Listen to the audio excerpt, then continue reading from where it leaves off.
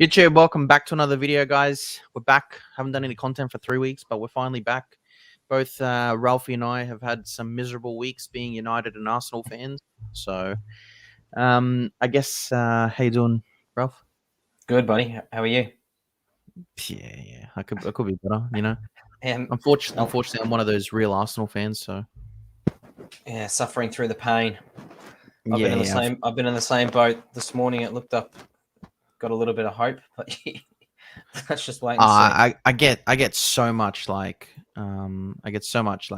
shit, like people calling me like a flip flop or whatever. But What's I that know for? I'm not. Just for being Arteta out, you know. As soon as there's okay. a loss, you know, people just like, "Oh, you're only saying it because we lost." I'm like, no, I said it every other freaking day.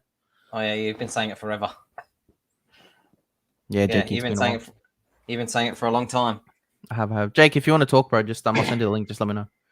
Where do you want to start? Do you want to start with United, or you just want to go through some of the other games first before we start going on rants? I reckon we chip away through the games in order, because no doubt, we'll probably spend a fair while on two of them. So we might as well just get through the other ones first, because they'll be quick, and then it'll be boom, in we go. Willie, how you doing, bro? You changed your name. What? Nix? Who? I don't even know who Nick Stav is, bro. He must be like an AFL player or something. All right. Well, look, Leicester City, Chelsea, 3-0, bro. Chelsea just keep cleaning up, getting results. You know, I know like a lot of people aren't talking about them, but they're just doing their business slowly and surely. I think, you know, Conte scoring. I think he's just like, I think in every team there's always like that one play you just can't hate. And, you know, like whether that be Son at Spurs or like Conte at Chelsea and stuff, like I was actually happy to see him score because he's back from injury and stuff. But yeah, 3-0. They're doing the business, bro, and they're actually getting a lot more. Like I know you and I analyzed them. We saw that like they weren't getting like more than like 8 to 12 shots per game. They did 16, you know. But they're really starting to improve now with that. Yeah, and the thing is, it's not Lukaku carrying them either, which is a huge thing as well. So they've imagine if Lukaku starts more scoring goals since Lukaku's been injured. I think so. Yeah. Yeah. So they were scraping 1-0 wins 6-8 weeks ago. Yeah, so look, they're getting the business done. I think I think Pulisic scored. If I remember, I'm just trying to look. I think Pulisic, Rudiger scored the header. That was a good header, nice header. Yeah, and obviously Conte. So they're playing good, man. Leicester aren't good. They've been shocking all year, so that's why I couldn't understand, you know, the whole Rodgers to United links either.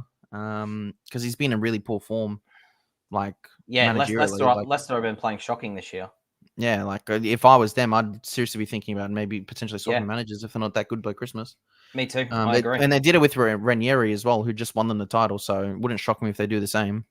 They're an ambitious club these days, which is good. Yeah, more ambitious than both of our clubs. So I see Chelsea. I actually heard it on Facebook or read it on Facebook this morning. They've conceded 4 goals in the Premier League across 12 games. Man, like, so fucking good, man. Defense wins you. Obviously, it's only early yet, but defense wins your leagues. When you're averaging half a goal a game, you don't need much. You only got to score. As long as you score one every game, you're pretty much guaranteed a win.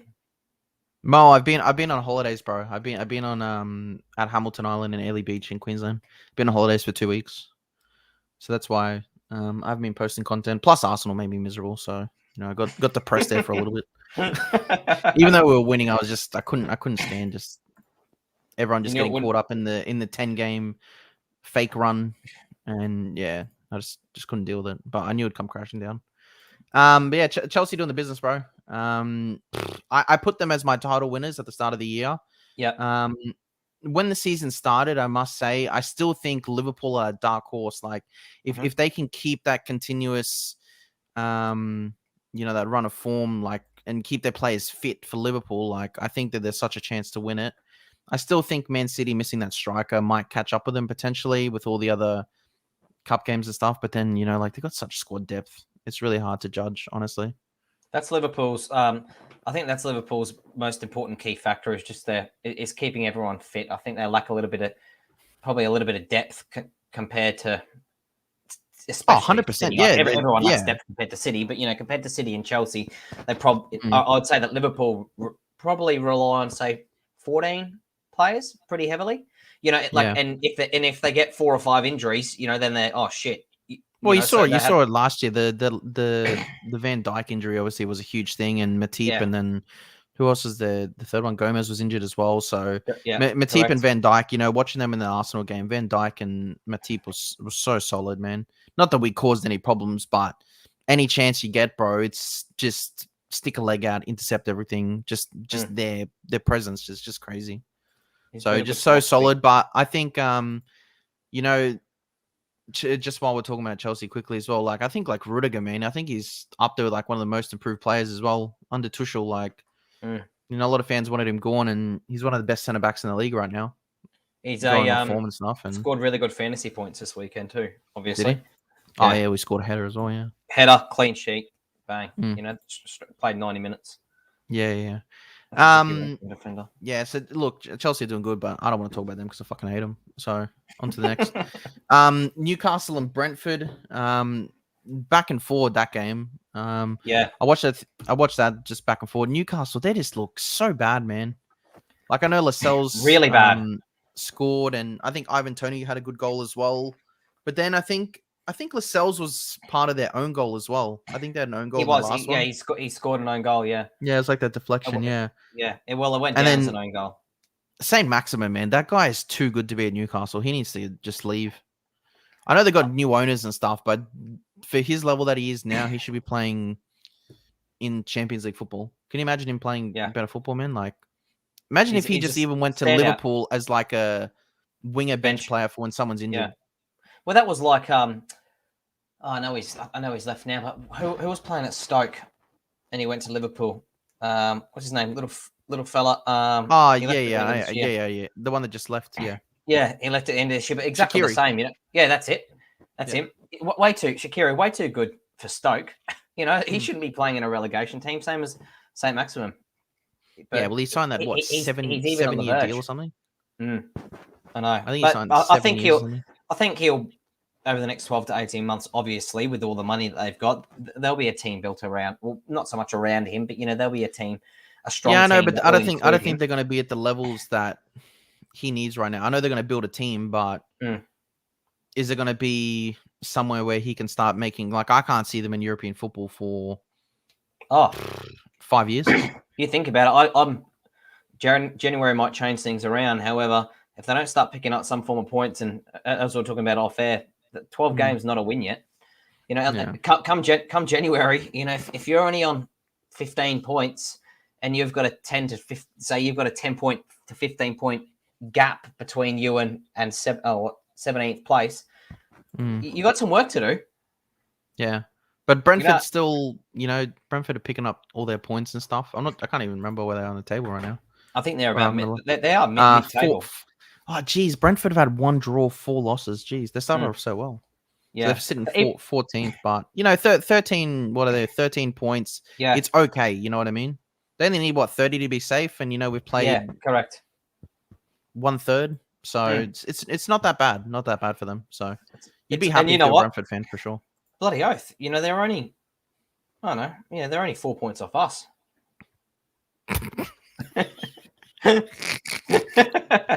To be fair, like the whole table's really tight anyway. Like anything can change literally overnight. So yeah, true. Except for like that top 6 extending a little bit, but Brentford doing well. Next game, Palace Burnley. Palace against picking up points. Just unfortunate to not get another win. That Cornet, bro. I remember when he was playing. Was it in Germany? I think he was in Germany. Cornet. He was such a baller, man. He is such a good player. That finish was exquisite. That last goal. Yeah, really good. Such a great finish, man. And Vieira's doing well since he took over Palace as well. Looking really makes impressive. Me envious that he's not at Arsenal. You know, looking really impressive. I think he's. Don't know what it is that's changed him, because you look at their team. Within reason, you know, they got a couple of decent players, but they're all. You got to remember they've had a lot. They still have a lot of injuries as well. So yeah, he's going to be playing really good football. Barely playing. Yeah, he's changed the whole thing. They're not the old, boring defensive style. Like he's got them, you know, playing certain patterns, attacking well, passing the ball, not just playing shitty. Like he's actually like implementing something. That's what I try always tell people is like when I look at a manager that's come in and made a difference. Vieira is a good example. You know, it's not the best team, not the best players, limited budget, but he's done what he's done with that team. Like that's why That's where you build a philosophy. That's where you build a bit of a philosophy as a manager. Yeah, unbeaten. I'm just having a look here. Unbeaten in 5. Apart from unbeaten in 5, apart from Chelsea, the only team to do so. The only team in the league to be unbeaten in the last 5 games. Yeah, and I think that's like that's pretty impressive.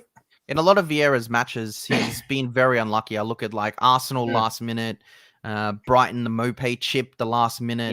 Yeah. So he's had a lot of like those ones where he's had it and they just haven't secured it over the line. So you've dropped like nearly 6 points in just like 3 games like that. You could maybe say this game potentially as well. So it's a lot of points like that are just like thin margins that he could be creeping up. So if in January they start spending a little bit more money and he brings in some players that he wants, then it's going to be a whole different story. Like he's got Benteke scoring like consistent goals. Yeah, when I know. That guy is a forward and just would go like 20 games without a goal.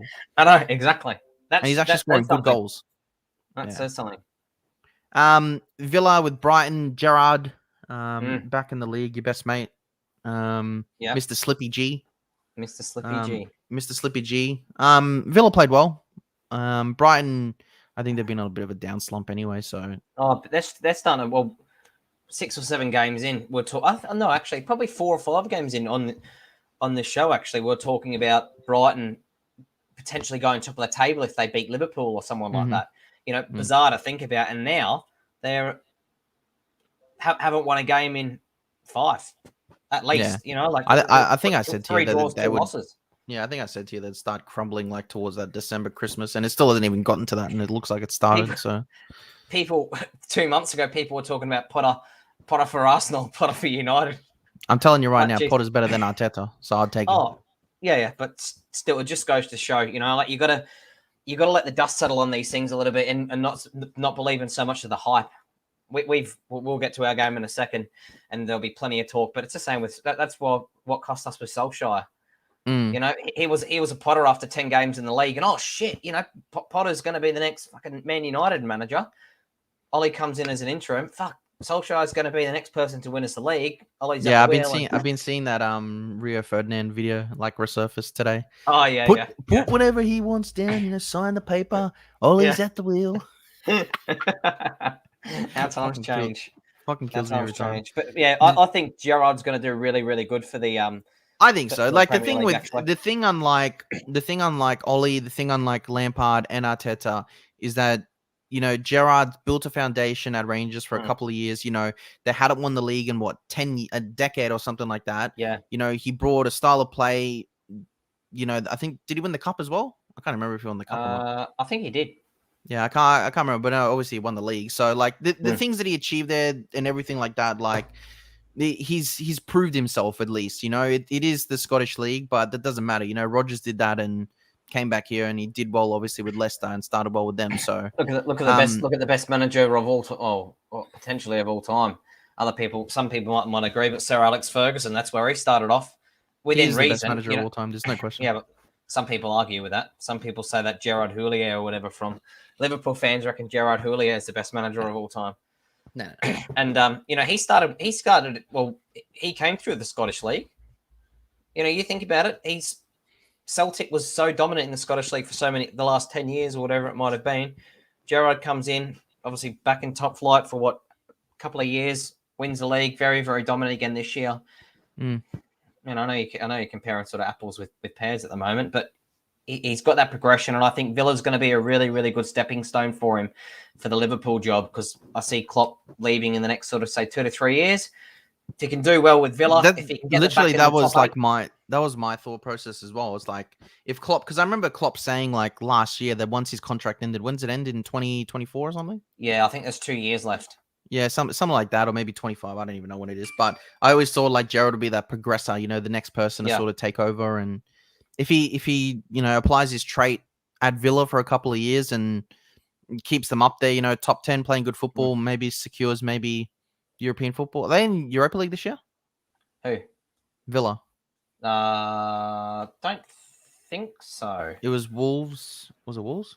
Yeah, Wolves, Leicester. And I know Spurs weren't even in it, were they? No, they were conference. No, Villa finished last year. Villa finished 11th, so no chance. Oh shit. Okay. Yeah, but it's a little bit more. Well, I know it's a long way to go yet. Anything can happen, but if with what Gerrard did at Rangers, if he's successful at Villa and he takes over Klopp's job at the age of what he's going to be probably early to mid 40s, or maybe say mid 40s, with 30 odd years ahead, 20 to 30 years ahead of him. And the thing is that the thing is, Liverpool will give him time. Bloody oath they will, and they're starting to develop the right foundation and structure in that club, which concerns me even more. You've got a young manager that's proven his trait. That's going to have everyone behind him because he's a legend of the club. So every time someone puts on that jersey, they're going to have the utmost respect for him. Mate, it could be fucking dangerous. Yeah, it'd be good to see. I hope. I'd say I hope, but for you, I can guarantee for it you will it might be, but not for me. Yeah, I don't mind Liverpool, so I don't mind. I saw actually before we touch base on the United game, I saw what's his name, Rooney, do an interview with Derby County or whatever. Yeah, they were asking him questions whether he's going to take over United and shit like that. Yeah, I was like, that'd be like the worst appointment ever, honestly. That would be ridiculous. If they did that, that'd be just such a stupid move on their part to put Rooney in a position like that. So I never want another ex-player near our management staff again. I know obviously we've still got Carrick and we've still got Fletcher and all that. I think it's good to have ex-players around the coaching and the development. I think that's always been a big flaw of Arsenal. Is the development and youth. Yes. Yeah, I agree. But not fucking running. Not running first. Not when you've got blah blah blah telling Ronaldo what to do in the training, not what to do on the training pattern. No, that. I don't think anyone can tell Ronaldo that. So. No, but you know what I mean. Within reason. Beckham or some shit. Yeah, but exactly. You need someone. You're going into United. You've got a lot of big personnel, especially now, and that was always undoing. Yeah, I always said that. It's always been a big flaw of Arsenal. The fact that we never, and I think it was a lot to do with Wenger and ego and stuff like that as well. That he never brought back like a Tony Adams to fucking teach people how to freaking defend. Or I think he brought Thierry Henry on back once for a week or whatever. And Henry said, I'll always come back for free. He goes, I don't need to be paid or whatever. And he only came back for a week. And then Wenger just sent him away. You never had a Vieira there or Petit or whoever it is. No one's ever come back and done that. We've only had a Mertesacker. And I must say, Mertesacker is not a legend or anything, but he's done so well with the fucking youth since he transitioned from player to a manager. And he's been actually really exceptional. He's someone that actually really suits that role. So that's one person that I'm really surprised about, but which works out well for you. Yeah, he was just a bang average player though. Do you want to start with it? Watford game of the week 4. Yeah, you would say it's the game of the week. Yeah, for sure. Our second. Yeah, Watford 4-1. Take me through. I guess thoughts coming before the game. What were you thinking? And then obviously as the game progressed, obviously Josh King scores, Ismail Assar scores. Ronaldo sets up Donny, which I just thought was so fucking ironic. I just thought, you could be fucking kidding me. The Donny friggin' scored the goal. I'm this is I thought it was a nail in a coffin. This, I said, he's done now. I said, this is going to be a curse, Donny scoring. Remind me, because we'll get into that in a second, because I've got something actually fairly and then, uncanny to tell you. Yeah, and then obviously João Pedro and that Bonaventura or whatever, they scored too late, really goals. Beautiful fucking goals. I'd say every one of their goals are really, really good. So they were good. Take it away. Obviously, Ole Sacked. So Ole Sacked. I think before the game, I'm one of those fans that no matter what happens, of course you want to win. Yeah, I want to win. I'm optimistic. I think after 2 or 3 games of, even last year, I was mentioning to you that I wasn't really a big fan of Ole staying. I just didn't see too much progression. But before every game, with the players that we've got, I believe that the club will win, especially after although there was an international break, especially what happened after City, where we got absolutely dominated for 90 minutes. It was like grown-ups versus under 6s. I thought there would be a reaction. Was I a little bit worried because in the 2 weeks, all the players, some players went on international duty, other players got a holiday. Fucking Ollie was fishing or doing whatever he was in Norway for about 9 days. So we were abysmal for about a month beforehand. Everyone goes away on a holiday. And I thought, it's a bit risky. However, hopefully they're looking in the way that it might revitalise the players. Give them a bit of time off. Let them not think about football. Get them away from the go on papers, holidays, from the media. He went away on holidays. Correct. Same as a lot of the players. They had a choice. They could either stay back and train with the under-23s, or they could go away. So Anthony Martial, etc., they went away. I think Rashford, Greenwood stayed behind. But there were some that went away. Some were international duty, and I thought it could be good to refresh. Could be good to refresh.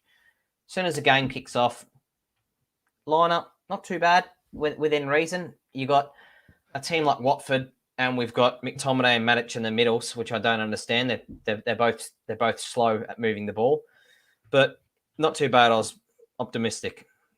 It's probably one of the worst halves of football I've ever seen in my life. In that first 45 minutes, De Gea sounds like bacon twice. Hey, yeah, actually, I was gonna say I must say, De Gea this season. Sometimes I watch him play and I'm like, this is that fucking David De Gea that made that record saves against Arsenal. Like, this bastard saves everything. And then sometimes when he lets in a goal, I think it was King's goal, and he just looks like he's tripping over his feet and shit. Correct. Like, I know sometimes you can be like off position, but sometimes he just goes from world class to just klutz in the same game. And it's just unbelievable because he made 2 fantastic penalty saves. And I couldn't believe it. Like, just before the third goal, he gets beat. On the third goal, he gets beaten at his near post, where he should be saving that every day of the week. But then, near post, and then across goals. Less than 10 seconds before that, he saves an absolute worldie. Yeah, I think he's really, really good at. He's a really, really good shot stopper. Where he can like Bert Leno, flick his legs out. Yeah, flicks his legs out, flick his arms out, and do these ones. And it hits my hand or it hits my foot. However, hence the penalties and all that kind of stuff. However, with that first goal, Josh King's goal, yes, I know he couldn't have got there, or he couldn't have got there with his hands and collected the ball, but you'll actually see him. He sort of just flicks a leg out and hopes. That's what I'm saying. It looks like he's very much a starfish when he's keeping. So he's had a good season. I couldn't imagine how bad we would be. We'd be knocked out the Champions League. Would probably be in relegation if it wasn't for De Gea. But yeah, apart from in terms of the performance. First half, dog shit. Second half, Ollie was gone. I think after the first half an hour, it was quite up. Well, from what I've read, the Glazers called an emergency board meeting at halftime. They obviously thought, "Fuck, this is." It's probably as soon as Harry decided to go diving. Well, as soon as it's funny actually, because when you brought up Donny, so you had Donny. That's probably been the most unfairly treated player in United history. Ollie's got nothing left. He's been that stubborn up until half time against Watford. He's probably just gonna stuff it. It's probably my last 45 minutes. I'll put Donny on and see what happens. Man of the match performance in 45 minutes. He scored a goal. A couple of those balls that he put through to Ronaldo. Ronaldo should have finished a couple. They made me wet. Like that. I was like, what the fuck are we missing out on? I've always said it. When he was at Ajax, he was a fan. I could never believe how he was not getting game time. I couldn't believe it. Me either. But and it just goes to show that it's funny because no one could believe it. Ollie finally puts him on. He's the man of the match. He scores the goal. He brings us back into the game. He's showing leadership. And then you've got his captain that he brought in for £80 million. That's the most overrated player, or probably the most overpaid player in history. And he made him captain of the club. Bloody, he's defending Maguire. He's shushing all the haters, and he gets fucking and he just. We were back into that game, and I think even a 2-2 draw or a 3-2 win, if we dragged another goal without conceding, I can guarantee right now that Ollie would be manager against that. Ollie, they would have extended it. So Donny kills him on one end, and Harry's gonna silence all the haters. I've pretty much just killed him. You know what I wanted to ask you as well is, like, do you think, for me, it just has to happen anyway. If a new manager comes in, he has to strip Maguire of the captaincy, because to me, that guy, he was a new signing, knew nothing of United. He's United nothing. If I'm a new guy coming into that club and I'm a manager, I strip Maguire and I hand it to Ronaldo and I say, "This is your mate. You deserve it." Correct. Like, I agree. I just can't. And vice captain Rashford.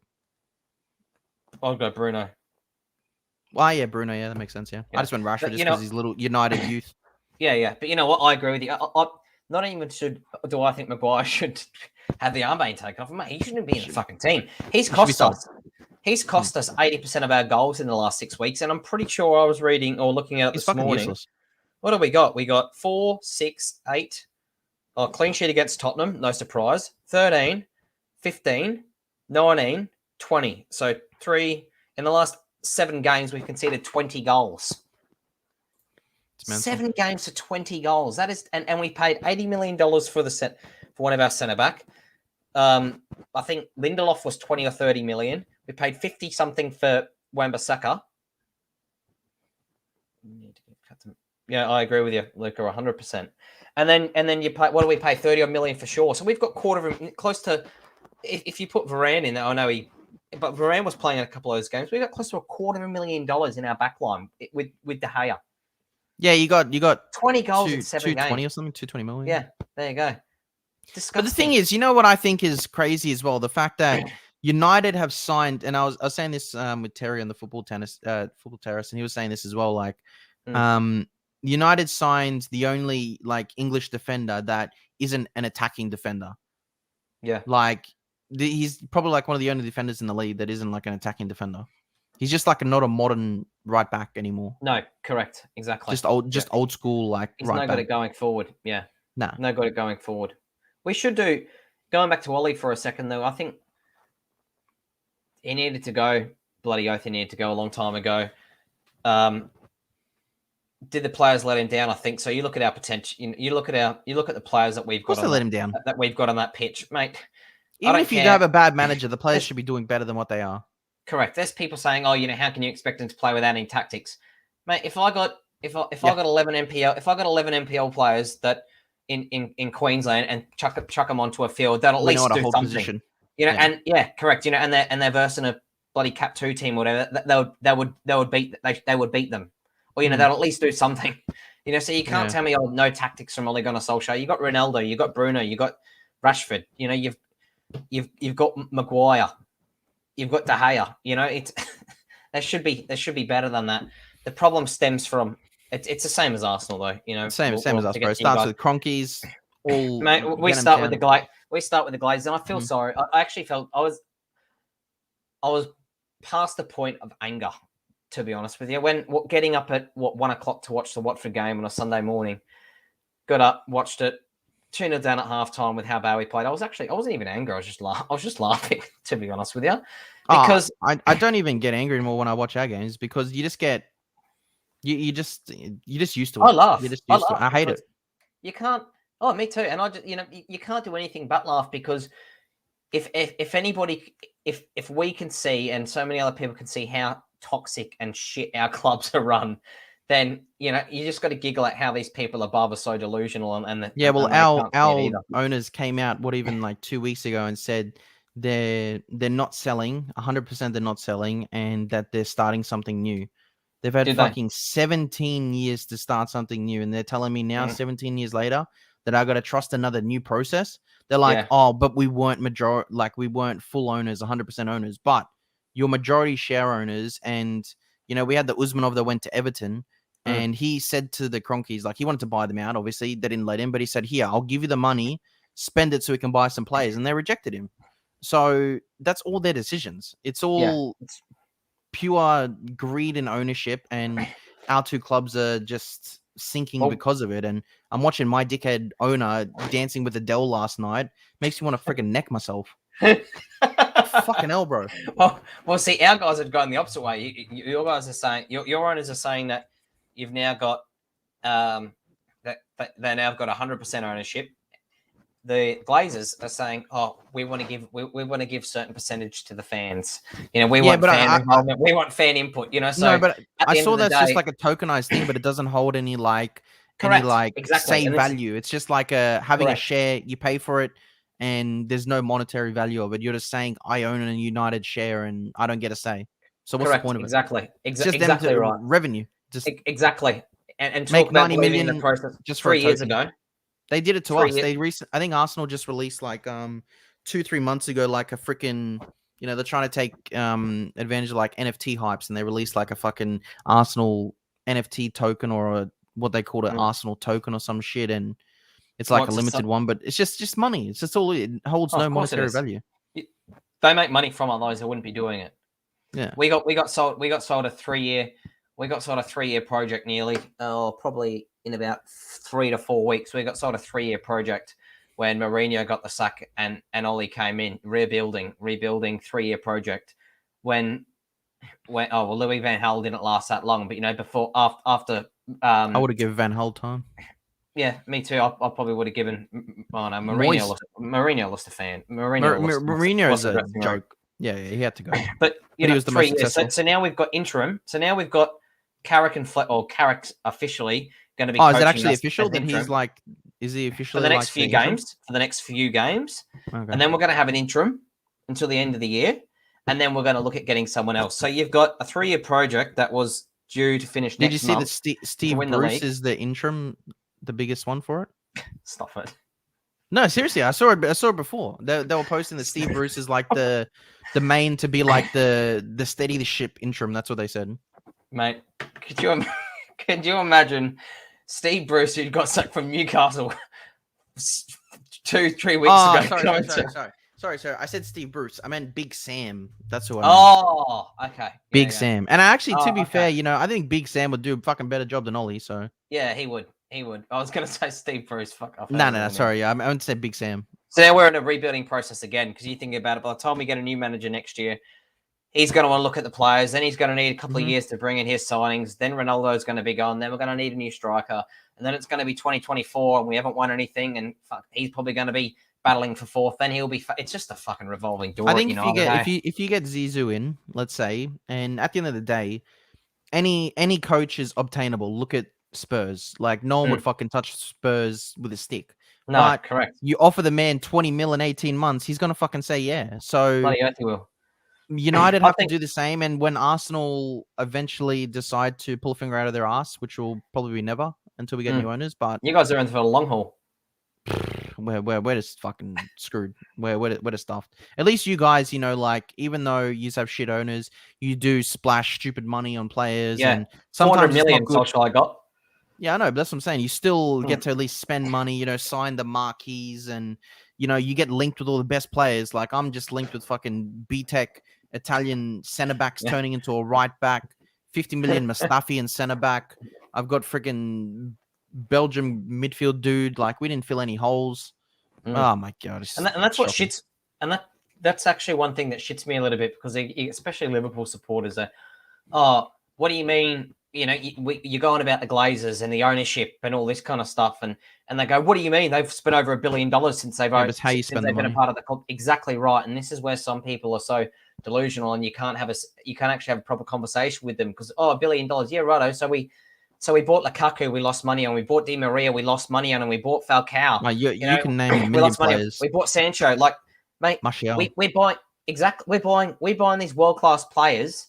Yeah, great. They're spending the money on these world class players. So guess what? There's no fucking point buying a world class player if you don't have the structure for them to be a good player at your club, or the need for him anyway either. Correct. You know, like it means nothing. You know, Di Maria. Yeah, he's a great player. However, guess what? You don't build a team around him. You put shit people beside him. You don't look after him. Fucking, who's gonna want to play? You're in a miserable old Manchester. You know. But anyway, rant over for United. Hopefully things look up. We've got Villarreal Wednesday morning. What worries me is that it's going to be a hard game. Yeah, it is going to be a very hard game. What worries me though is I don't think Carrick can't. However, as if Carrick is the head coach, there with Ole anyway. Correct. As if Carrick didn't have a say in the team in the team sheet and who should be starting, who shouldn't be starting. If I was doing that, I wouldn't want to bring the guy that was near Ole. I'd want to bring just like a fresh. Even if you just fucking went and got Roy Keane, I know that's the last thing that fucking United would do because he's such a strong, opinionated man. But they would never bring him in. But that's someone that they need. Just as an interim, Roy come in for fucking 6 weeks and just whip them in the fucking ass. But why they wouldn't do that is because then the Glazers he'll leak everything. Correct. Then the Glazers will start to be exposed. Ole came out and did an interview this morning, I think it was, or last night. Yeah, I saw parts of it. Yeah. Yeah. So he's got the sack. Well, they left on mutual terms. He come out and did an interview about how good it was, this and that. I'll be back at Old Trafford. All this. He's part of the. He's part of the problem, mate. There's someone that needs to get into that club, and this is what I think. Like correct, and this is what I think. Someone like a Zidane. I really want Zidane as manager. I think he would be the best manager for us. Yeah, but you know what? I don't think that our owners want to hire people that won't be a puppet. That's the problem. Yeah. And it's just, do you remember, like, even Mourinho, when he was there, he said the owners aren't buying who I want. I want this, and they're not fucking buying me him. So, like, yeah, you spend money, but Mourinho actually exposed them and said, you ain't buying anything. Your daughter's there. Get me a beer. What a legend! I know the missus was up here, and then for some reason she I could hear her go in there. But I can't even remember what I was saying. Anyway, yeah, like our owners only want puppets. That's why they hired Mikel. They never went for someone bigger. Yeah. And that's why they continue with Mikel, because no matter what, he's gonna say good things about the ownership. He's never gonna question them because he knows that he'll never get a better job in his life. So that's why I just think we're Mikel both in the same boat. Both in the same boat, aren't we? Yeah, but the thing is, you still sacked your guy. I'm still stuck with mine. So. Yeah, but you know the reason why is because you went on a little bit of a good run. Yeah, but the problem was, bro, last year we didn't win a game for 3 months and he survived it. True. And this was the worst start we've had in a Premier League history, and he survived it. He's broken. I can't even tell you. I can't even count it on my hands and toes how many bad records this guy has broken, and he's still fucking in the job. So. It's just, I literally cannot see Arsenal sacking this guy because it is physically impossible. Because, like, I saw even Sky Sports taking the fucking piss out of us. I don't know if you saw the stats or whatever that they posted. What, for Liverpool game? Well, just for Arsenal's season so far. Okay. Because, you know, like, I have this argument with people and they're like, you know, Arsenal's defense has improved. Mikel improved this. I'm like, what fucking defense has improved?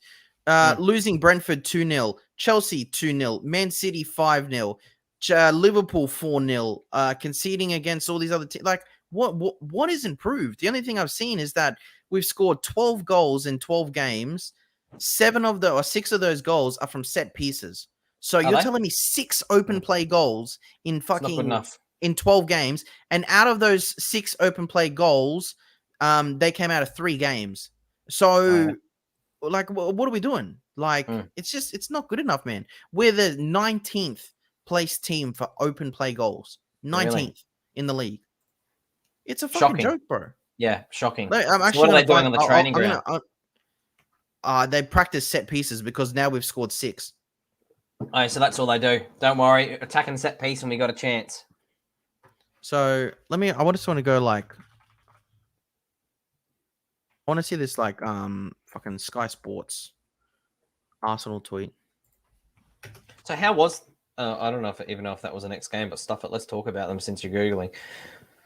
I only watched I actually watched the first 20, 25 minutes of... Because the Liverpool game, Liverpool-Arsenal, obviously not straight after, half an hour up, 40 minutes after United finished. So I did watch the first 20, 25 minutes. And did you go to sleep? Mate, it was fucking boring. And I went, I'm over it. That was, 4 o'clock in the morning. I thought, this is going to be boring. Bang, wake up, 4-0. Wake up, 4-0. Was it domination? Yeah, complete a rapage. Here we go. I found the thing that we were talking about. So, Arsenal's Premier League season this far under the Mikel masterclass. We've got goals, 13 goals. Sorry, I said 12. So we are 14th in the league. Our XG, goal average, we're sitting in 13th. Open play goals, we've got 7. I said 6. My apologies. So we've got 19th position in that, which is great. Big chances created in the whole 12 games we've played. We've only created 7. Really? 7 big chances. And you scored them. And obviously, because he scored 7 goals from open play. Actually, yeah, you're right. There you go. Yeah.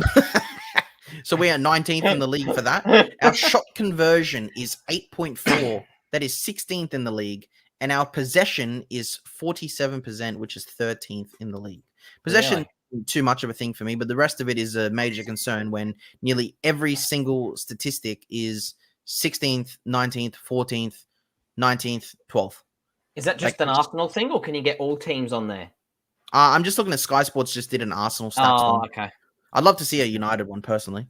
Yeah, well, that's what I was thinking too. But just the game overall, I think Arsenal we had one chance where Emile Smith Rowe played Aubameyang, Lacazette scored, but it was fucking 10 meters offside. So I didn't even count that as a chance because it was just too far offside. Of course, the Van Dijk and Matip aren't going to stop it when you're 2 meters in front of them. You know what I mean? So I think shots on. Let me actually look at the exact shot because I'm telling you, bro, like it was just shocking. Oh my god, this is ridiculous. Liverpool 19 shots, Arsenal 5, 3 on target. But I can tell you that probably those are just from like long range. Didn't test the keeper once. I think Aubameyang did an across the goal shot, but it looked like he was just passing it to his mum. It was like a little tap, and Allison sticked out his leg and saved it across goals.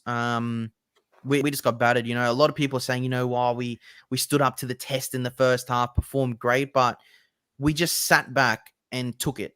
That's just Arteta went there and he just decided to take it up the arse. He literally did. He just thought, I'm not going to press Liverpool. I'm not going to do anything. I'm just going to sit back and then hopefully we can counter quickly with Aubameyang.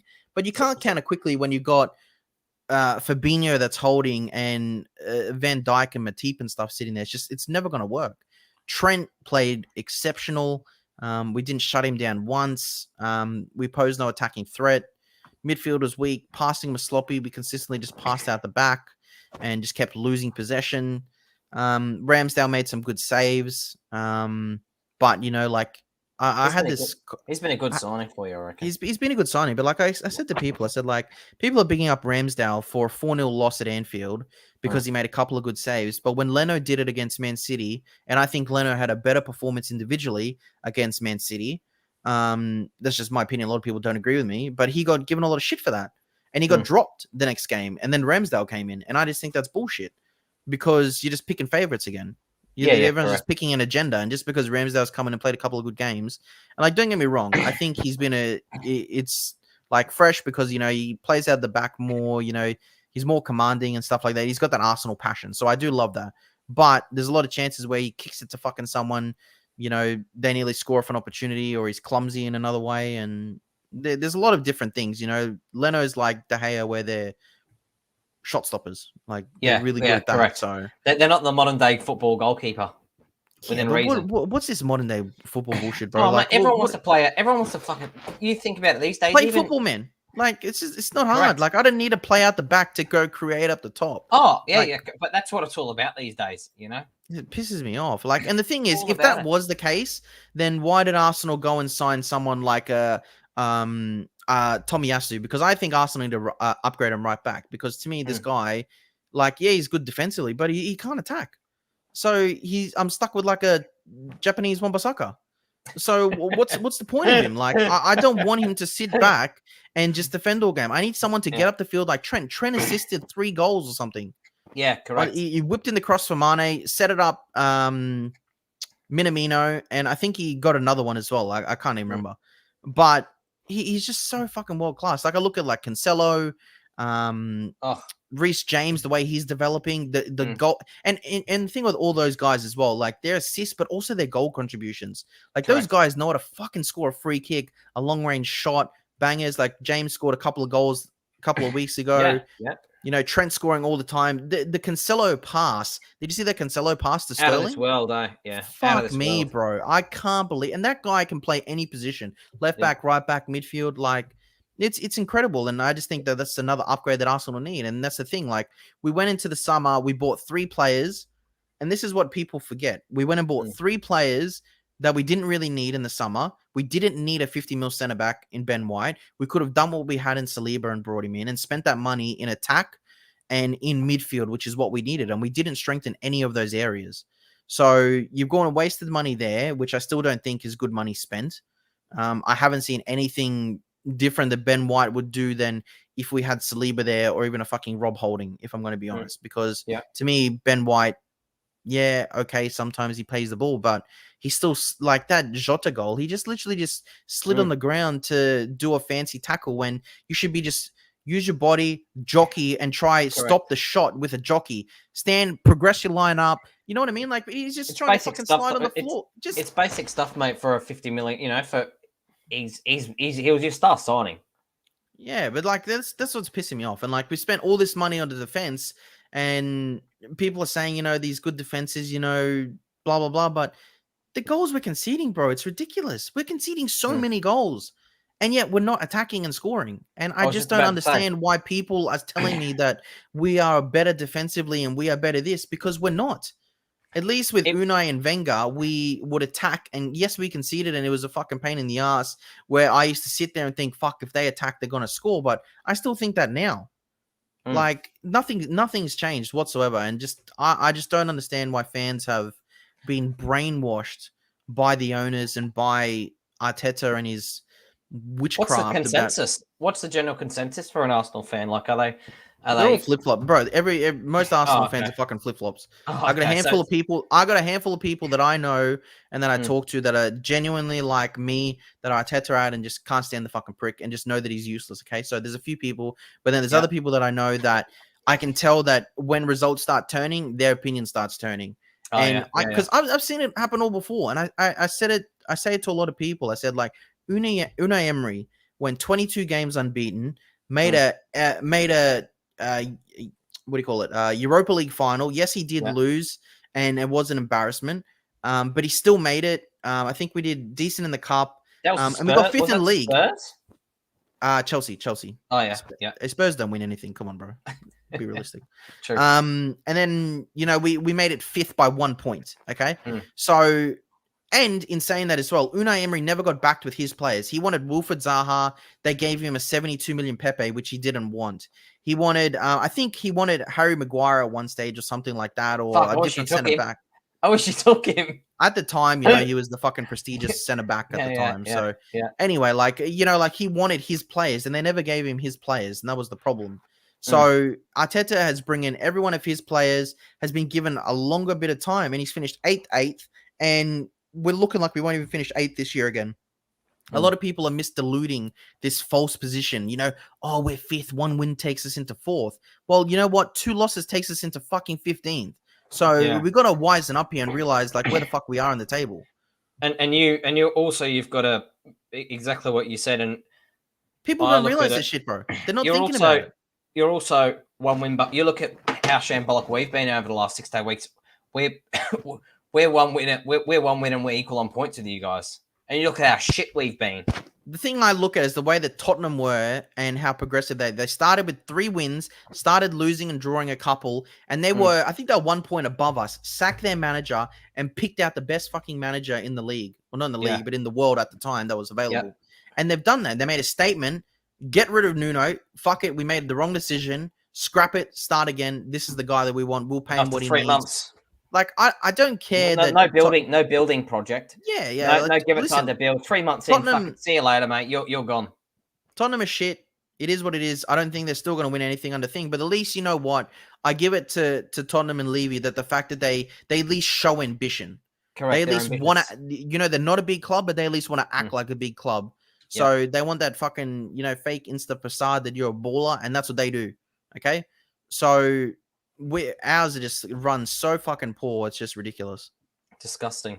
So, like, yeah, the whole game as a whole, completely shambolic. You can just see it happening, bro. We're just capitulating, just non-stop. So what are you going to, obviously, what's it going to be a season for you guys, I'm assuming?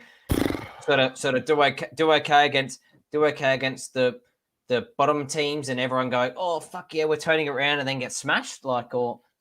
Well, that's what I said to people. Like, we're talking about 10 games unbeaten, but out of that 10 games unbeaten, we drew 3 or 4 games. 2 wins out of that were against Wimbledon, FC Wimbledon in the cup, and then someone else shit in the cup as well. So there's 2 shit teams in the cup. Oh, that's right, Leeds United second team. I think that was the other one. Yeah. So we had 2 really cup games that were 2 games against kids. We drew against Brighton 0-0, which we should have lost. I think Burnley was a draw 0-0, which we should have lost as well. We scraped a last-minute goal against Palace, which we didn't deserve. Tottenham were playing shit at the time, and we got a win. So I don't classify that as the fucking bee's knees of games. Leicester City are in bad form and we beat them, so I don't count that as bee's knees because they're still in bad form. So it's all just this misconception of how Arsenal are at the moment. It's literally, and I've said it, it's a smokescreen. The smokescreen is going to fucking disappear, and these people are going to come back and realize that he's not the right person. But people keep talking about time and give him time, blah blah blah. And what time? What do people? How long's he not been there see for now? now? Did he start about 2-3 months after he's about just after Solskjaer, I think, didn't he? It's like 2.5 years, bro. Yeah, there you go, guys. The guy has spent himself 230 million euros. In that 230 million euros, he's also secured the contract extensions of the likes of like Saka, Emile Smith-Rowe, Aubameyang. He's gone and signed the likes of fuckwit Xhaka again. He's made poor decisions in signing the likes of Willian, keeping Luiz again. There's just so many fucking... It's ridiculous. And people are forgetting all this, the amount of opportunities this guy's had. And they just forget. And the biggest problem, I think, and I see United fans going, not just yet, but slowly but surely, I see United fans going this way. They're just starting to settle for mediocrity. And I think that's the problem with a lot of Arsenal fans. A lot of Arsenal fans, we're 1 point off top 4. Fuck, is that good enough for Arsenal Football Club? Is it? Because I said that on the weekend. Ago it wasn't good enough. So what? You're just going to drop down? So in 10 years' time, good enough. We're fighting for fucking European football in the top 8. Is that going to be good enough in 10 years? You guys should top 4 consistently. Yeah, I said it to a couple of guys. I said, like, when Wenger was here, the last 5 years, I wanted him gone. I literally found a post like freaking 2013 that was like Wenger out. It was like crazy early, like when people really weren't saying. I said, like, this guy needs to go. He's a freaking dinosaur.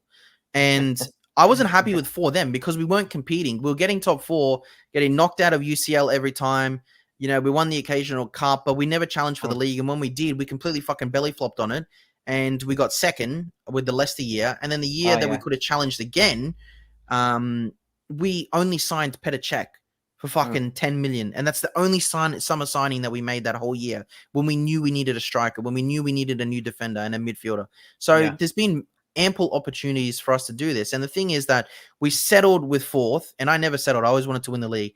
Now that we started finishing this, people are accepting, which I was trying to say before, people are now going, he's doing a good job. He's in 5th and this. I said, how is that a good job when Unai Emery got condemned for doing the exact same thing? At least he was 1 point off top 4. And at least if he got his players that he wanted, he could have maybe challenged and maybe got top 4 the next year, but he didn't get backed. This dickhead's been backed. And he's done nothing but regress us. We've gone backwards. We've broken every horrible record. Like, it's unbelievable. Because he's going back to what we said 20 minutes ago. He's a yes man. That's the reason why. And people are okay. Like, I was listening to people do interviews and stuff before I had an interview on the weekend, and people were saying, hopefully we get top 6. I'm like, what's this fucking hopefully shit, man? Like, people don't understand that in a year, in a transfer window, you bring in a good fucking manager and you just spend 150 mil like we just did with a good manager, he'll get you top 4. I 100% will bet my house on it. Like, even if United now, like, I look at Arsenal's team right now. If Arsenal now went and spent $150 million in January and had Massimo Allegri or someone, whatever, I don't even go, just someone that's a good manager, he would make top 4 100%. You give Arteta another 150 mil, that fucking guy ain't even making top 6. Yeah. Because I'm not seeing anything. 2.5 years, I see no style of play. Yeah, you got to see something. No progression. Like, it's just... After 2.5 years, mate, there should be improvements. There's zero improvement. And the thing is, I try to tell the people, like, can you name one player to me that has progressed under Mikel? And I said, I don't want emerging talents like Emile and Saka because they were found by Freddie Lundberg and by Unai Emery. Unai Emery gave Saka his debut, and Freddie Lundberg gave Emile Smith-Rowe his debut before Arteta started. So they're the ones that found those gems through the youth and academy. He didn't find shit. Arteta is credited for fucking finding Balogun and signing him a contract, but yet he said, I want this guy here for the next 5 years, and he's been stuck in the fucking 23s. So maybe he's saying that, he's made Aubameyang shit. Lacazette's always been shit. Martinelli was one of the best young players in the world, has become shit. He sent out one of the he doesn't get game time, bro. He doesn't play. I remember seeing Martinelli's look like the sideshow Bob lookalike, isn't he? No, that's Guendouzi. That's what I'm saying. Guendouzi had an attitude, and the thing is, like, this is what I'm talking about. Guendouzi got sent out too. Guendouzi got sent out for an attitude problem because he stood up for his team and got angry against Brighton. Yet Arteta on the weekend decides to go and fucking arc up against bloody Klopp, and it's okay. How is that okay? Yet you're going to go and condemn Guendouzi for doing the exact same thing for his teammates. Like, fuck your double standards, bro. This guy's a fucking fraud. He has an ego problem and he needs to go. I fucking hate him, man. Because he gets away with murder. It's bullshit, bro. He gets away with everything. I could sit here and give you a freaking list until Christmas of all the bad shit he's done. Yet I don't understand why fans are still sucking his ass and still want him in the job. I can't understand it that people are accepting where we are. Because like I said, all it takes, I don't care. We're not fucking West Ham. West Ham can't do that because we've got the players and infrastructure to do that, where we can literally spend 150 mil and a good manager can get us top 4 and win a cup. You're not far off. They don't want to do it. No. You technically speaking, you're not far off. Although with the right structure, you're not far off, if that makes sense. With the right structure. And the thing is, I would rather sacrifice the signing of, let's say, fucking Ben White. I would have rather spend fucking 20 million or 50 million on a fucking 5-year contract for Conte or whatever the hell it is than sign this dickhead. You know what I mean? Like, it's just priorities. If you're going to spend money on a player that we don't need, spend it on a manager that can actually fix us and help us. It's just, the reason why they do it, don't you? The reason why, and it's the same as our guys. The reason why they do that is because we'll give him that. Oh fuck, we'll give him that. Oh, that'll do. Oh, we'll sign on Ben White. That'll do the fans. That'll make the fans think that we're doing something for the club. I'll tell you what. This year, when they signed Ben White, everyone was pissed off. They signed Ramsdale, everyone was pissed off. And the thing I was trying to say before is that, but now everyone's talking positive. Oh, a lot of people are talking positive. You know what I mean? People that are fucking delusional, yeah. At the start of the season, we signed 3 players. What happens is we do it every single year. We're never prepared. We signed 3 players. We signed a Lokonga, who was a 21-year-old who was supposed to be a backup, just as a project guy who was pretty much replacing Guendouzi.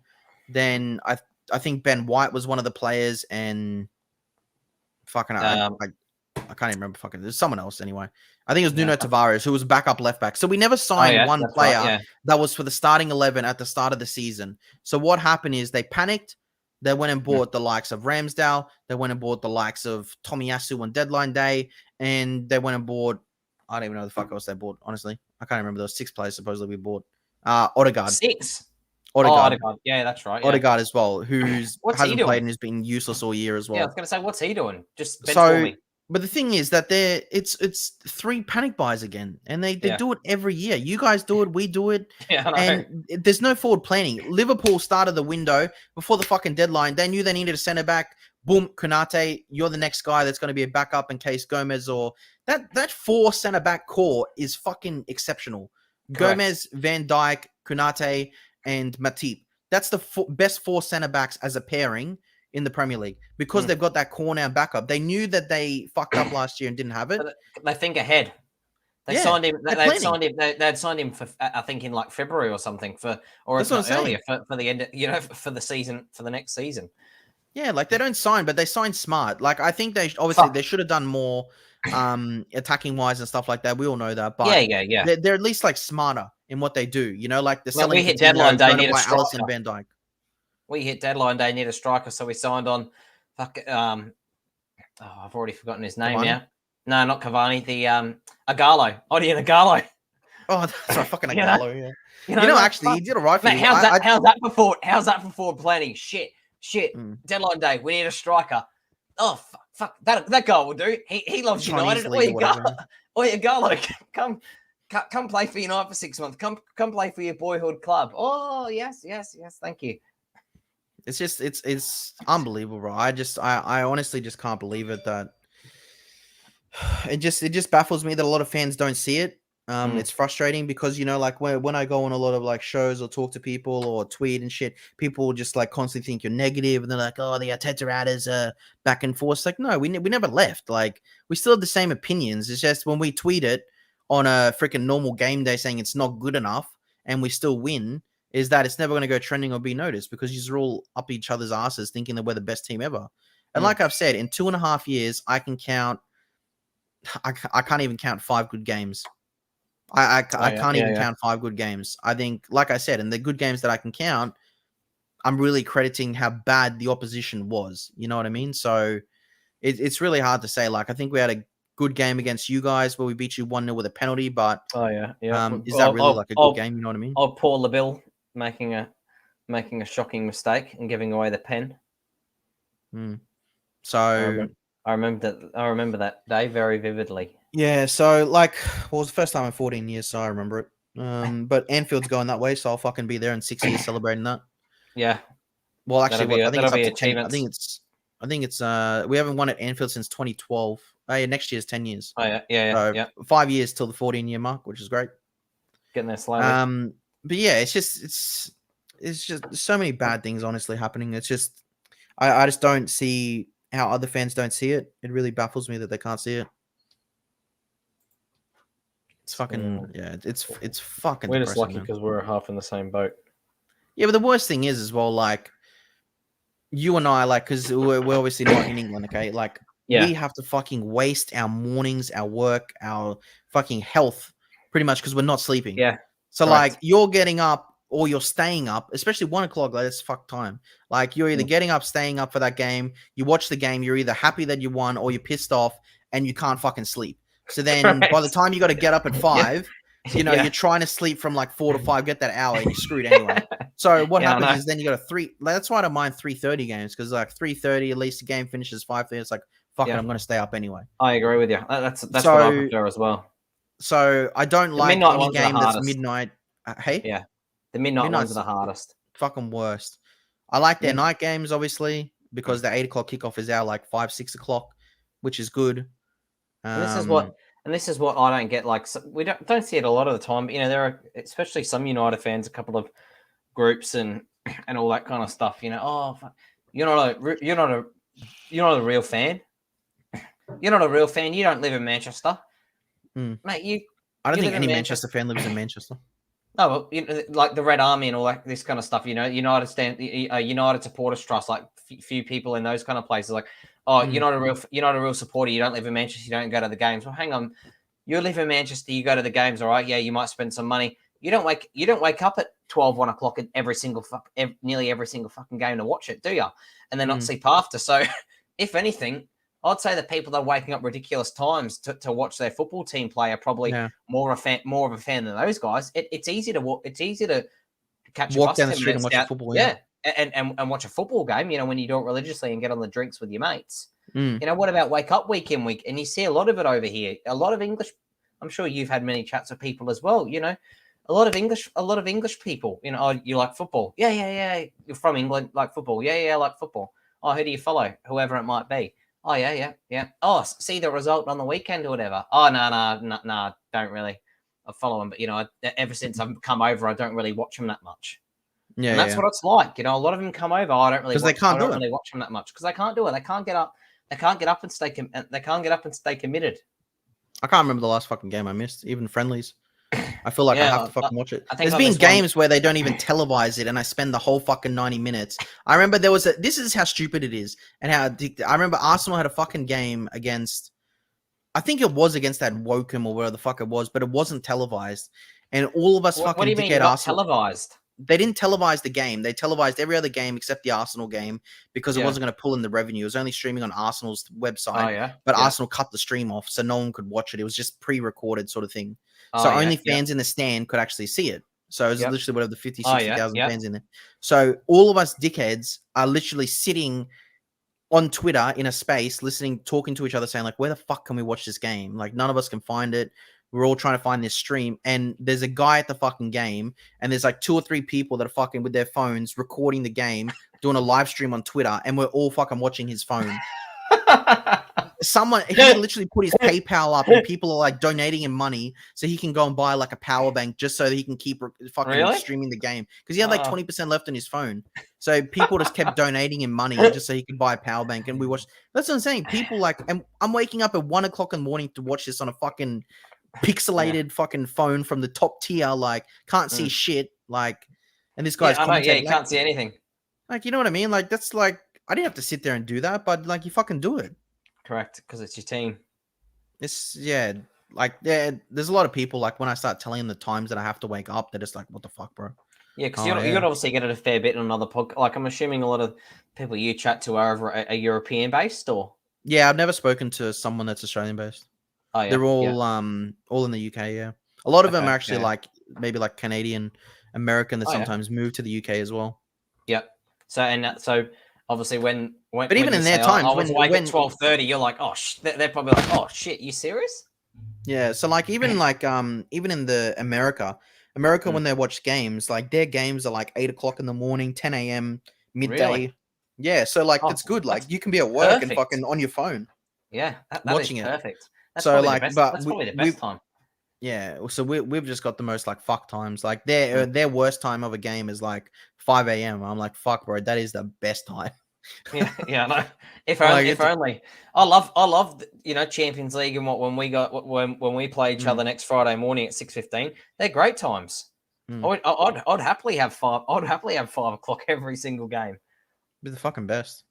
Bloody Yeah, oath. people just don't realize it. But yeah, it's fucking draining supporting my team. Honestly, I just like I genuinely think that Arsenal have Newcastle next weekend. Newcastle haven't won a game. Yeah, in 12. It Yeah. wouldn't shock me if Newcastle come to the Emirates and fucking beat Arsenal just as an FU, just being like, yep, The big Eddie Howe. Eddie Howe, man, he plays fucking good football. Mm. I actually always wanted Eddie at Arsenal at one stage because I thought he'd be good progressor after Wenger because he was like a young, talented He was doing manager, well good at Bournemouth. football. Yeah, so I really wanted Eddie after Wenger. He was like one of my picks if they were going to pick someone young because he's young, experience from the Championship to the Premier League, and we went with fucking good head fraud over here. So he was doing well at Bournemouth at one stage. What about just we'll go into quickly into Norwich. did they lose again? No, they won 2-1. They beat Southampton. Oh, that's right. Yeah, they won 2-1. Yeah, Dean Smith. yeah. And Yeah, you know what I laugh about is that I was staring. Oh, not that I can really banter at the moment, but I was bantering a Chelsea. I was bantering a Chelsea mate the other day. Not that he really cared. Not that he really cared too much, but Lampard gets sacked from Chelsea, one of the best clubs in England, if not the world. Can't even get the Norwich job. Lampard. It was him. Lampard. It was Dean Smith and Lampard. Both fighting for the Norwich job. He's gone from Chelsea and he can't even get the job at Norwich. Talk about a fall. Well, look, if Arteta and Ole now, there's guarantee that no fucking he'll have to go back to Mulder, mate, or something, or he'll have to go back to Norway. Yeah, he's not going to get a job in the Premier League ever again. No way in hell. He's shit manager. He had no experience before. He might get a championship at best. Nah, you don't even reckon the championship. I think he'll probably retire. I can't see him getting a job unless he goes back to maybe. He'll go to Norway. He'll go back to Norway because his family moved back over. I was going to say Norwegian coach, but there's no way that fucking Odegaard and Haaland would listen to that dickhead. No chance. But yeah, I think with Ole, because his family moved back over with all the lockdowns and shit happening over there, so he's been doing a lot of. He's obviously like a lot of managers do, but he's been living away from his family. So he would have been on a plane back. He would have been on his private jet back over this morning, and off he would have went, and he's going to have some time off. Apparently, that's what he reckons, and spend some time with his family. He gets his $7.5 million, so he's happy. He doesn't have to work another day in his life. Really, £7.5 million. Yeah, but I do think there'd be obviously a lot of like regret on his part. He's like a United fan at the same time. He loves United. Yeah. But at the end of the day, money's money. He'll take it. Correct. Yeah, what was that? Norwich. Obviously, we talked about how shit Arsenal were. It was good to see Wolves beat West Ham. It was obviously a shock for West Ham. Jimenez, good finish. Good to see him scoring again, obviously, after all the head injury and stuff.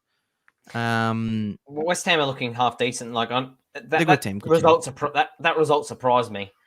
It did, yeah, when I saw it, yeah. I reckon West Ham have got serious, obviously, because they're. Do you reckon? Do you think Lingard's going to go back there? I've heard. I was reading. Oh, well, you've obviously seen what he posted on his Instagram or whatever it was, Facebook or whatever. What did he post? So when we played Watford on the Sunday morning. So It might change, new managers coming in. The Saturday night. It would have been our time, Saturday afternoon. West Ham posted a video of him of Lingard scoring. He shared it to his story and said like, "Oh, in the West Ham jersey." So, I bet with the new manager, it could change. However, I just think that's the best. I heard he was going for potentially going for 10 million in January. That's what I was reading. But he's on a free in. Correct. In the summer, isn't he? Yeah, he's on a free. I don't think you did. I don't think you get 10. What about Pogba? Honestly, this is why we need Zidane, because you've got Ronaldo. Pogba just needs to go. He needs to go. You've got Varane. You've got Pogba. Like, mate, I'm telling you right now, and I've said Pogba it all along. Sums up just quickly. Pogba sums up for anyone that wants to say, "Oh, you're bored this, your board's back to this, your board's giving you that." Pogba literally sums up the incompetency of our board and of our owners. Through the academy, lose him. Don't want to. Sir Alex Ferguson, yep, fair enough. Got it out of free. Pay 80 odd million to bring him back. Gonna go out in a free. Like, fuck. Is that idiotic? That's got to be the most idiotic. And yet these guys are bankers that care about money. That's what I don't get. Like, they're obviously missing a few. They're missing a few brain cells, or I think or Pogba, something, because how's that smart? Pogba needs. Pogba's only world class with Conte next to him. Yeah. So other than that, I think Pogba's a shit player because he's so inconsistent. And to me, the people that throw the world class and stuff like that, you're not world class unless you have consistency and you do it over a consistent level of years. Because to me, that's not world class. He's far from world class. So to me, he's just an average good player, and sometimes he does out of this world things, but most of the time he does fuck all. So Pogba would be a big guy. He's not there. Pogba's good or world, or I wouldn't even call him world class for France. Pogba's a very, very good player when he's A, beside Conte, or B, when he is in a bit of a farmer's league. Like, if he goes to PSG, he'll probably be a good player for PSG. I'll tear shit up. It's a one man. It's a bloody one man. But they hate him. I actually think Pogba's going to Madrid. Yeah, but even then, he'll probably be a decent player in Madrid, because guess what? There's three bloody teams there's three teams in the Liga. So really, the other 17 or whatever, you're going to shine against. It's not hard. As soon as you come to the Premier League, where these days anyone can beat anyone within reason, and on a good day, anyone can beat anyone. Pogba doesn't shine there because it's a bit of hustle and bustle. He's got to put in the work. He's got to be hungry. He's got to fight for the ball. He's got to go hard into 50-50s. Pogba doesn't like that. Pogba likes doing the little, these ones and look at me, look at me, look at me. And the haircuts. Yeah, exactly. Correct. What was I going to say? What we got? Man City. We sort of mentioned it briefly anyway, but dominated. Hey? Dominated. Oh yeah, they completely dominated the freaking game. Yeah, it's like I said, it's them, Chelsea, and 3-0 Liverpool sort of thing. But 78% possession, 17 shots with 7 on target, 4-1. So Everton 1 shot on target in 90 minutes. Like, that's passes 860 to 240. Yeah, that's just disgusting, eh? The thing that I thought was disgusting was just that Cancelo to Sterling, man. That's fuck, man. I could watch that all. I fucking love that shit. Like, I don't care like what team it is, man. That, like, even the finish by Sterling was just exceptional. The way that he kicked the ball just to kick it from in to out, the curl on it, Cancelo out, the foot, just unfucking believable, bro. I love that shit. If that was Beckham, bro, that shit would be in bloody videos for the rest of his life. Oh, it was very, very impressive. Yeah, it was completely incredible. So, Man City, 3-0 convincing, as always. Actually, I want to look at the table. I haven't even looked at the table. Chelsea, 29. Man City. Chelsea, have they lost the game yet? I lost one game. Yeah, okay. Yeah. They lost to... they drew against Liverpool. Yeah, they think they drew against Liverpool. Who do they lose to then? I'm just looking at 1-1 with Burnley. Newcastle 3-0. Oh shit, they've been Norwich 7. Brentford 1-0. Oh, City 1-0 against City. That's right. Yeah. Yeah. That's right. Yeah. Yeah, table's closed. Like, it can be honestly anyone's. I think Arsenal's position in 20th on that many points is like a false position. And like I said, as easily as we're in 5th, man, we can be in 15th the next week. Like I said, 2 results, like 20th. And then if Brentford get 2 wins, they're friggin' on 19 points. So you know what I mean? Like, and that's 14th position. Actually, 16th position in Watford are in 13 points. Yeah, that's correct. Man, like, that's what I'm telling these Arsenal fans. Stop getting gassed. It doesn't take long for opinions and stuff and positions to change. Who are you guys got this week? On Newcastle, you said. Newcastle, yeah. Like I said, I think we'll probably lose. If I was betting money, I'd probably slap some money on Newcastle. Just because, yeah, we're just so piss poor. And Tottenham, getting a little bounce. Back to winning ways. Yeah, I just think they got dominated personally. Like I just said, I just watched that bit there. I just think that Tottenham got dominated in that match, to be honest. I think Leeds deserved a lot more out of it, and Tottenham got very lucky with 2 of their goals, but you need luck. And they got a big game. They got a big game on Friday morning. I'm just having a look at them now. They got some Mura. Who? Mura in the Europa Conference League. I don't know what. I don't know what. They're in the. Oh no, hang on. How do I? They're in the SNL, whatever that is. SNL. Slovenian, maybe Slovakian. Copa, Maribor, Bravo, Olimpija, Murder. Jeez, big game. I have no fucking clue who that is, bro. Jeez, how embarrassing! I'd rather not. I'd rather not be in. I'd rather not be playing at all than to be waking up at 6:45 on a Friday. I'll already be. That's what I'm saying. Like, that's why I never won Conference League. Spurs versus Mura. Like, imagine I think that. 7th is I think 7th is the worst position you could finish. Yeah, because imagine traveling to fucking. League, I think they have to travel to fucking Uzbekistan and Kazakhstan, all these bloody countries for these stupid teams. It's ridiculous. I think it's crazy as well. I never want to finish 7th in the league with this Conference League, honestly. The worst thing ever. That's why Slovenian. They're a Slovenian team. They play on the top tier of Slovenian football. And another thing, wow. Arsenal. Hang on, can I quickly say this? Yeah.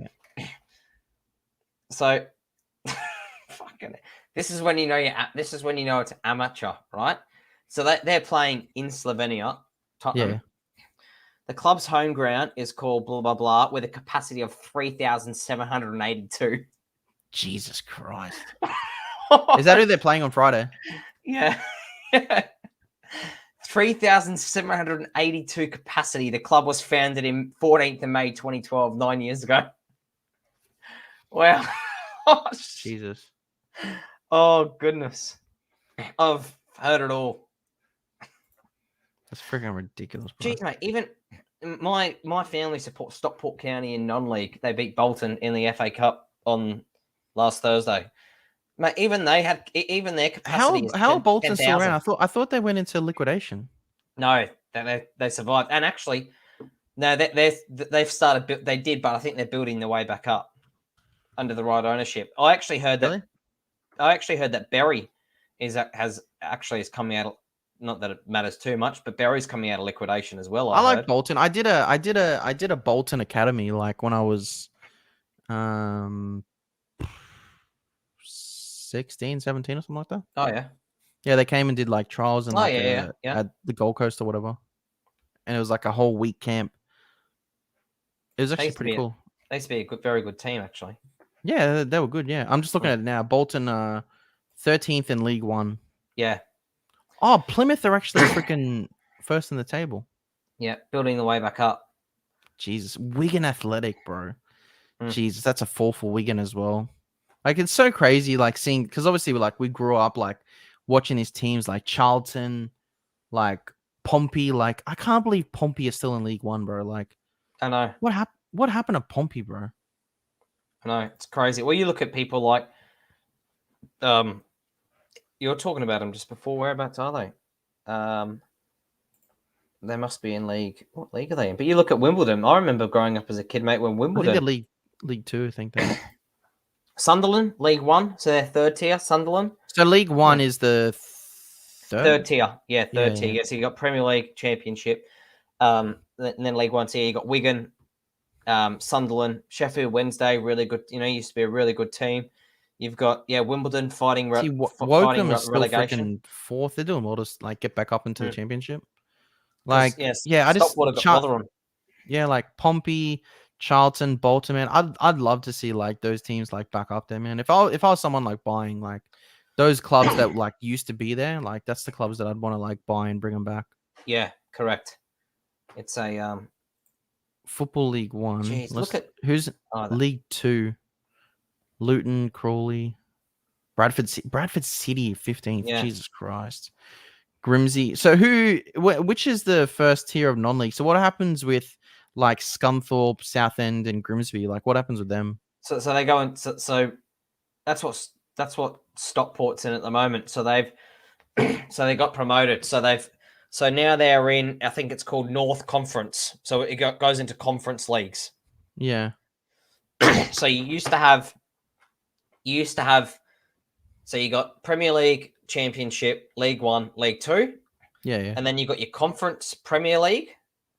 And then after that, because Stockport actually got promoted, not last year before last, I say 2019, 2020. So, but then after that actually splits into sections. So you've got North Conference and South Conference.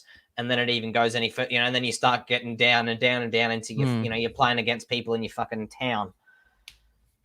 So that's who Stockport. Like Jamie Vardy type. So Grimsby are now in Stockport's league, because I think you mentioned them, didn't you? Bromley, Stockport's league. They were last on the table. Yeah. Yeah. So they're going. So they're in the top three, looking for battling promotion. And it's really weird how it works, because in Stockport's particular league, the top two go up.